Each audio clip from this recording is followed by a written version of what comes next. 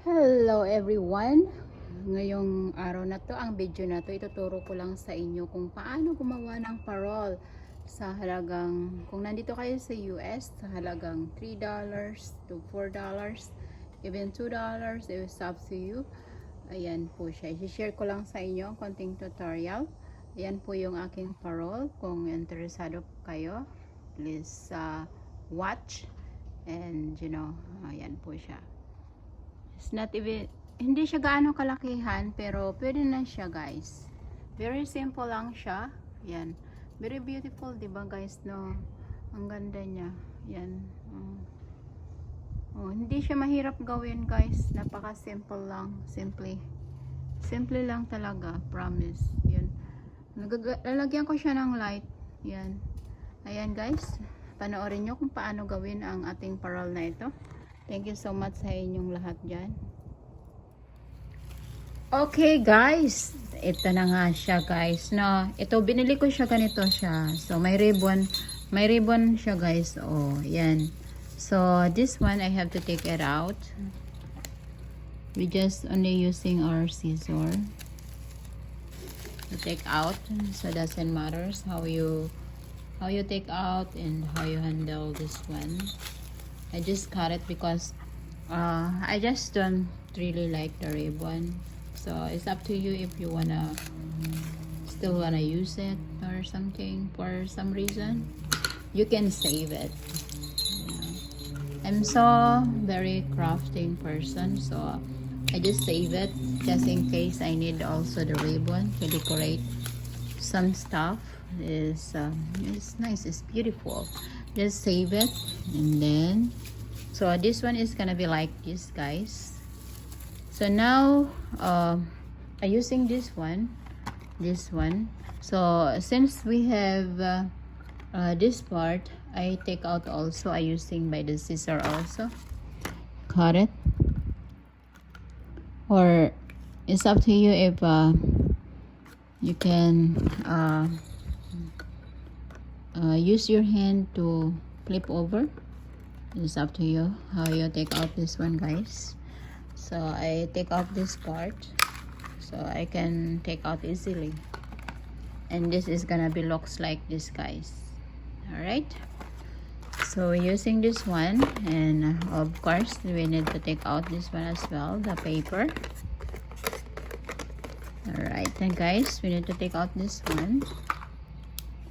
And then after you take out this one, so it's gonna be ready later. So now I using a red one, but it's up to you what colors you want to use it. I using the garland, and then but since I don't have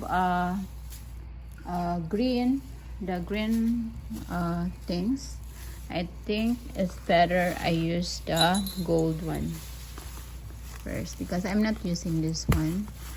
I just buy for something else, but since I didn't think like where did I put, I think I should use this for my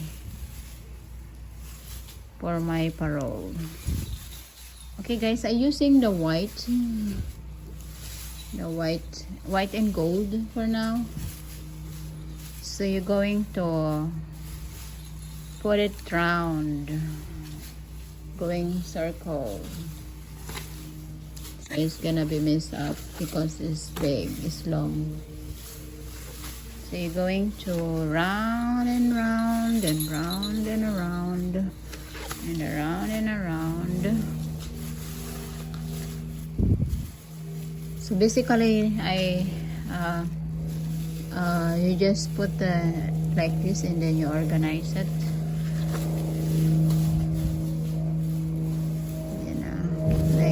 to make it beautiful.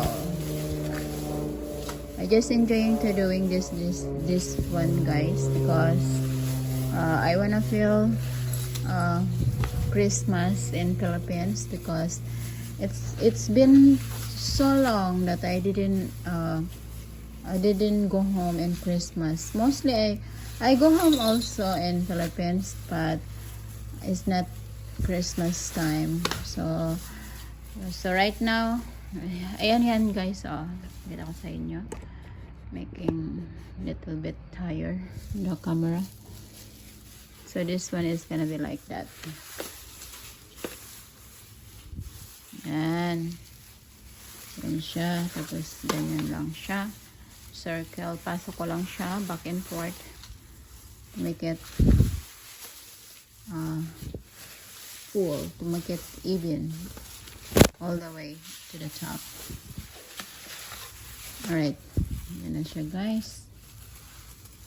Yan, diba na? One more. Ayan, perfect. So and then I cut the scissor, the end, that if I meet the other end to the other end on my hands, so I cut the scissor. Yan siya guys. So now it's gonna be over here, it's gonna be circle like that. So now I going to put another colors, since I put already that one, the silver and gold. So I wanna, it's up to you guys what color you want to be. So that I feel like red is better. So I'm making a red. Guys, this one is only $1 for one color. So it's up to you what color you want to put. So I wanna make like that more. So I really see it's like a colorful. So I wanna see the blend of gold and silver and red. So I wanna be colorful because my son is getting bigger. So I want him to understand and explain little by little what is Christmas for, because I always think that Christmas is my favorite holiday. I just enjoy it. So that's guys, is yan na po siya yung yung finished product natin. That is finished product. So now, so that is the end. I hold it. So now I'm gonna tie. I use this one, the ribbon, to tie this end. Ayan guys siya. So we're going to take the ribbon and tie the end. Gonna tie it like that, and then I'm gonna double it. Yan siya. And then I'm going to cut the end also for this. That is guys, that is our finished product. So now I gonna put the stars. So I'm gonna put the stars right now. So this one also guys is $1. So now I'm going to put the star. Yeah, so it's up to you guys what color you want to put it on.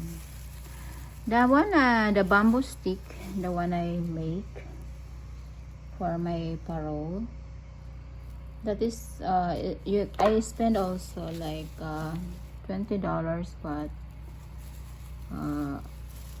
you know, I just enjoy it, make it. Doesn't matter how much the price. Okay guys, so we need to tie this one thus inside, and then you're gonna tie. We're gonna tie both sides.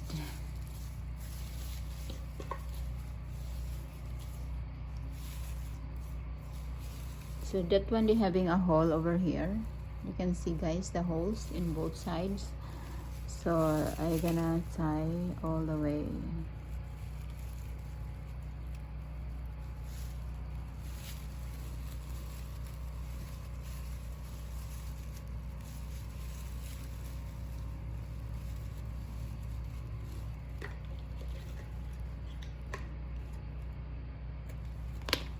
You don't have to tie so tight. You just even like loose little bit. And then the other side as well. Yay, almost done. I hope you're enjoying, guys. You just tie both sides.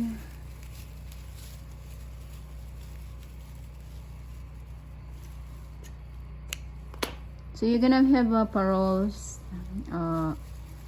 for only $4. It's not even $4. If you want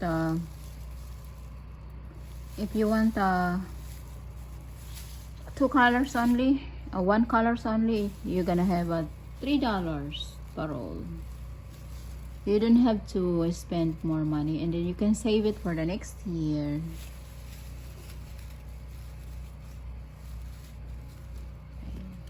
And you guys, I hope you're enjoying making a parol, and Merry Christmas for everyone. Ayan siya, guys, na.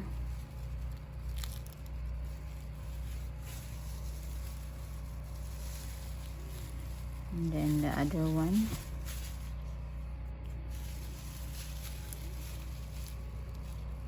I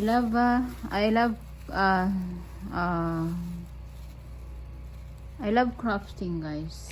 So I just invent whatever I can do. If I see items that I can craft, oh my god, my mind is jumping on the air. Ayan, guys, siya, oh, yan. Yan siya. Ayan, tapos ayusin nyo lang siya, guys. It's already done. There's only for $4. $4 parole. Ayan, guys, so thank you so much for watching. I hope you enjoy, and Merry Christmas for everyone, and don't forget to share and leave a comments, and please subscribe on my channel if you want, and then you have notifications anytime I upload my new videos. Thank you so much. Bye. Take care. Ayan siya, guys, kung ano, sa front ng house, yan yung decoration ko sa taas ng garage door. Ayan siya, it's very pretty. Kung may light sana siya, mas lalong maganda, na. Ayan.